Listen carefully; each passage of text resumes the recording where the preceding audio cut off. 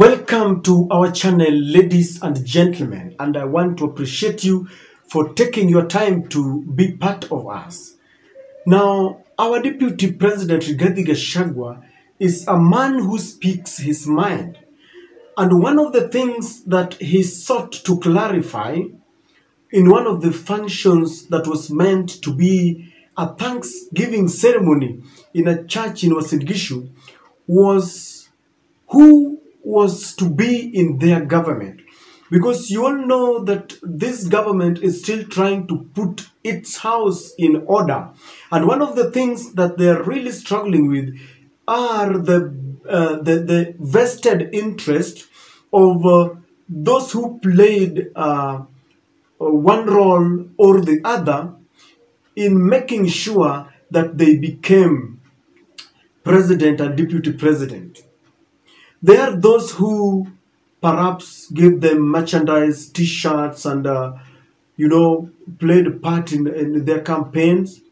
There are those people who sacrificed their political ambitions and decided to support them. So there has been a lot of push and pull who is going to be part of their government. And our deputy president made it very clear that this government is not going to be formed by all and sundry, that it is going to be formed on priority. The first people who are going to be part of this government and deeply rooted are those who went to Kenya Kwanza first. Not only that, those who went to Kenya Kwanza and delivered. Because remember, when they were forming the Kenya Kwanza as a coalition, and there are those people who went there first, then as they continued campaigning, other leaders joined them. Up until after the elections, when others realized that now Ruto is forming government, then they decided to join Kenya Kwanza. And every politician who joins another, especially now those who joined William Ruto, would want to also feel part or would want to get their fair share of the cake. And rightly so, because I understand that the cake is big enough. But for the William Ruto and Rigathi team, this cake seems to be overwhelmed.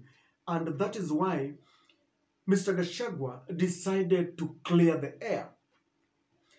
I just want you to watch this as he spoke in one of the churches. Mimi nikimalizia pia niseme asante sana kwa Papa wa Roma na watu ya Bugoma na Trans Nzoia. Kura zenu zilitusaidia. Asante sana speaker wetu. Na ndio ujue unavuna uliopanda, si ndio? Si alitusaidia? Sasa amepata speaker. Sasa wengine wanataka kuvuna pahali hawakupanda. Sasa wale walipanda kwanza wavune. Tukimalizana na wale wote walipanda, wakishavuna wale hawakupanda wachukue ile tabaki. Ndio tuweze kuendelea mbele. Kwa hivyo pia ningetaka niseme mambo ya maziwa. Nilikuwa mkutano hapa. Now, these sentiments did not go down well with some Kenyans who thought that the election is over, the campaigns are over, and now it is time to get back to work. Because William Ruto had assured Kenyans that his government is not going to be, concerned with rewarding leaders, but to form a government that every hustler nation will feel part of. One of those people who are vexed by these sentiments is none other than Jimmy Wanjigi. You all know that Jimmy Wanjigi is not your ordinary man. Jimmy Wanjigi is part of the team that lead Safina Party. He bought it towards the general election when I think they fell out with Raila Odinga. Not only that, Jimmy Wanjigi was part of deep state in Uhuru Ruto government in 2013. In fact, he revealed that in 2013, after Raila Amolo Odinga lost, when Raila lost, whether legitimately or illegitimately, to Uhuru Kenyatta, Jimmy explains that it was in his house where he convened a meeting for the two leaders to have a handshake so that Kenya could move forward. So Jimmy is not your ordinary man.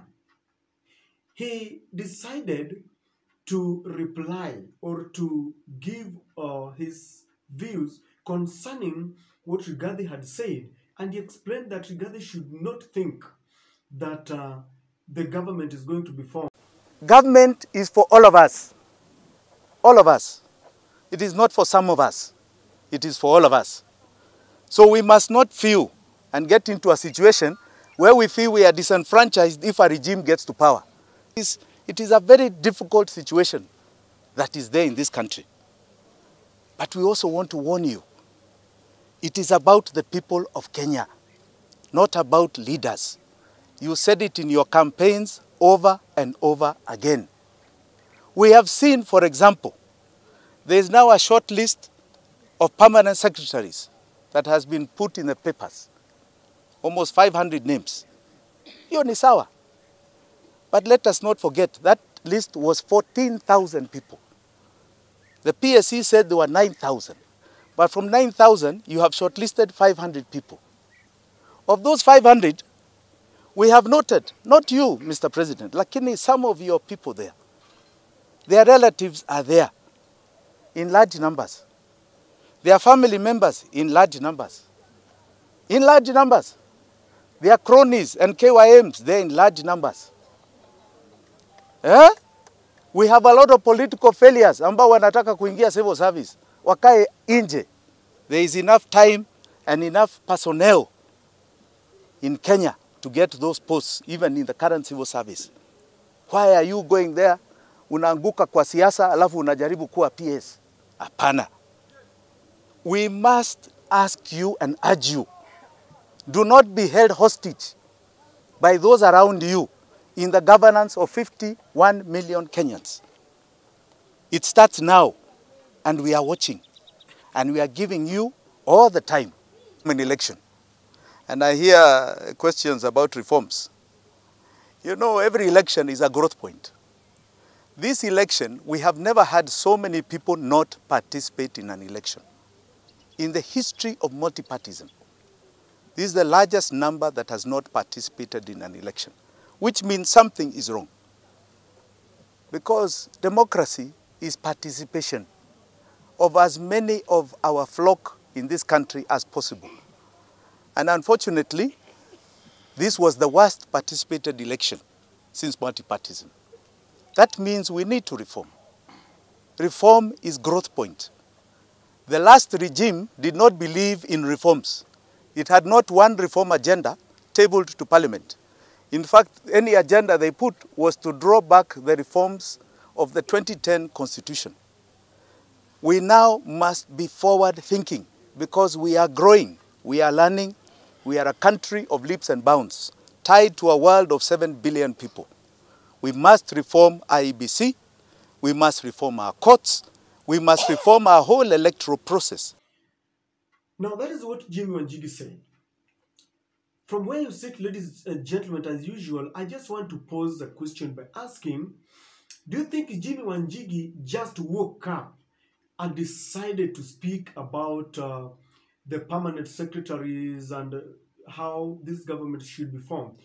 I don't think so. There is something that must have informed his decision to speak. And I want us to try and look at Jimmy Wanjigi because this is a man we cannot just wish away. I want us to try and look at perhaps what informed his decision to criticize, also to speak, the Ruto and Rigathi style of forming a government. But just before we do this, ladies and gentlemen, if you are watching our channel for the first time, I want to kindly request you to click the subscribe button and don't forget to click the notification bell so that anytime we do another video like this, YouTube will automatically inform you. To all our subscribers, thank you very much for the support you are giving this channel. Just give it a thumbs up so that YouTube can recommend it to many viewers. Now, without much ado, ladies and gentlemen, I think that Jimmy Wanjigi also wants to be part of this government. He wants a fair share of the cake, like I said. He feels that this cake is just big enough for all of us. Jimmy Wanjigi is an investor come politician. He was a man who was seldom seen in a camera. You could not see. We just used to hear about Jimmy Wanjigi. He was that powerful, and I believe he's still powerful. I understand that he used to, be part of a government, and he gets contracts and they do business with the government. And I understand that I think after 2013, in 2017, they fell out with the Ruto government after there was some conflict between them as far as the railway, we call it the SGR, is concerned. And so he decided to run and join Raila. They fell out later with Raila Amolo Odinga. So you all know that he was also part of the team. He joined Ruto towards the 2022 general election. And so I think he wants to be part of the government, perhaps by being given those contracts, because I don't think Jimmy could want to be a minister, but you never know. He may also want to be an ambassador, head of a parastatal or something. And as it is the norm, you must make noise if you want to be absorbed, because there are very many people who want to attract attention of William Ruto and Rigathi Gachagua. So when you keep quiet, you realize that they might even forget that you exist. So Jimmy Wanjigi, I tend to think that is making noise so that it can be recognized. They must, sit somewhere and say, oh, Jimmy is there. So this noise, perhaps, and the criticism is meant to just wake up William Ruto and Rigathi that Jimmy Wanjigi is somewhere and he wants something. I also think that Jimmy Wanjigi wants to remain politically relevant. As I think is the chairman or the owner now of the Safina party, he cannot just sit there with his party. He wants to remain relevant. And you must have realized that our president, sometimes just call William Ruto as the deputy because I was used to him. But our president, William Ruto, is on a spree of trying to consolidate all the parties that formed Kenya Kwanza into one party. I understand that they want to merge all the parties to form maybe UDA or something. And Jimmy Wanjigi understands that in the event that this happens, there is still what looks like a power vacuum in Mount Kenya. If you look at, because we have several stalwarts, people who still feel that they can fill that vacuum. William Kabogo is done but not out. You cannot wish him away. We have someone like Mwangi Kiunjuri. We have Martha Karua. We have Rigathi Gachagua. And of course, we have our former president, Uhuru Kenyatta. There is still a power struggle in central Kenya. And if you ask me, who is the kingpin in Central, to date, it still remains like it is William Ruto, because he scooped everything in the last election. But then there comes a time, because Kenyan politics is rooted in tribalism and ethnicity, there will come a time, believe you me not, when the Central Kenya will sit together and try to chart their way forward. They would want to follow one leader, and when that time comes, Jimmy Wanjigi want to carry himself as an alternative leader, someone who can take over. Jimmy Wanjigi also understands that with his party, He could even contest in 27. He might even decide to contest for a gubernatorial position in Nairobi. He is a Nairobian and he understands, like I said, Nairobi business. So he wants to make sure that people do not forget him. If you are looking forward to contest for any political seat in 2027, you have to start now. People must start hearing that, Jimmy Wanjigi is not quiet and Jimmy Wanjigi is becoming an alternative voice. With the Kenyan politics that I know, you cannot rule out a possibility of Jimmy Wanjigi working for someone. He could have been sent. One of the people, ladies and gentlemen, and I know this may sound ridiculous, one of the people who might have even sent Jimmy Wanjigi to speak out is William Ruto himself. Because Rigathi Gachagua, our deputy, said that this government is going to be formed by those who supported them first, then those who came later. It means, in a nutshell, that those who did not come, those who were not first comers, and they were not late comers, perhaps they supported the other their competitors, then it means that they have nothing in this government. William Ruto could be looking forward into incorporating some people into this government. People like David Uchim from Uganda. Because one thing that should not be lost in you is that William Ruto is preparing for 2027. And if there is one thing I'm categorically sure about, is that he will need more people. He will need especially those who did not vote for him. You saw him the other day, he went for a church service in Homa Bay. He will be trying to lure those who did not, the Raila strongholds. But Rigathi Gachagua will not be happy if Ruto goes for their opponents. Just the same thing that happened in the previous administration, where Uhuru Kenyatta went for a handshake with Raila Odinga and they worked together. Our president, William Ruto, did not take it lightly. And he understands very well that Mr. Gachagua might not take it very easy. He will not take it easily if he goes, if he extends an olive branch to their opponents. So it might be William Ruto who sent him. The other person who might have just sent Mr. Jimmy Wanjigi could be the president himself, or Raila Amolo Odinga, or both of them, or even Martha Karua, because they may want to, form a part of the government, not by being given anything, but by maybe reconciliation. Martha Karua, for example, could even want to be, because she knows very well that she contested against William Ruto, and you never know. She could form part of this government, or you could even propose part of your team to be incorporated into the government.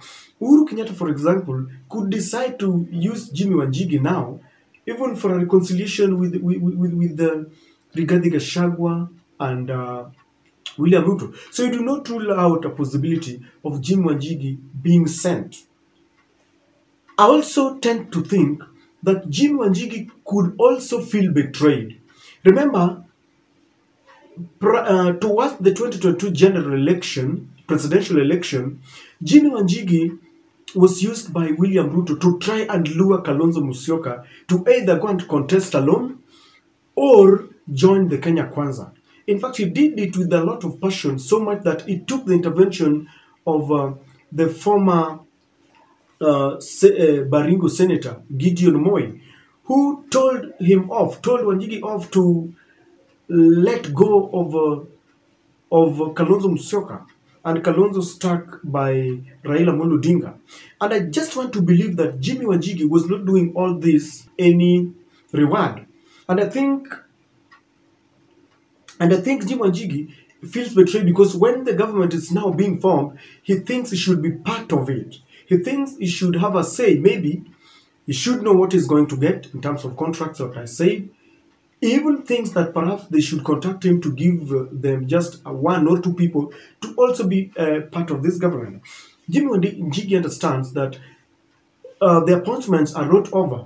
And so even though the permanent secretaries have been shortlisted and all that, he believes that in the subsequent appointments, he's just reminding them that do not betray me. I'm also here. I formed part of it, even though I did not bring any votes. But there is a part that I played. And I think that the last one is Jimmy Wanjigi wants to be part of a strong opposition. He could just decide to be an alternative voice, criticizing the government, so that people will look at him and say, okay, maybe we can give Jimmy Wanjigi a chance. It is by criticizing the government that Raila Amolo Odinga became who he is, an enigma in politics, going full throttle with the government, looking at corruption cases and airing them, telling Kenyans very openly. He became a thorn in the flesh in the previous regimes, and people liked Raila for this. They said Raila is their mouthpiece, talking on behalf of the downtrodden, on behalf of the minority, on behalf of those who are being intimidated by the government. In the Moi era, Raila Amolo Odinga was detained. So Jimmy Wanjigi could also be trying to build his political niche. And you can only do this by, trying to criticize the powers that be, the Ruto administration. Ladies and gentlemen, those are my thoughts concerning what Jimmy said. I don't know what you think.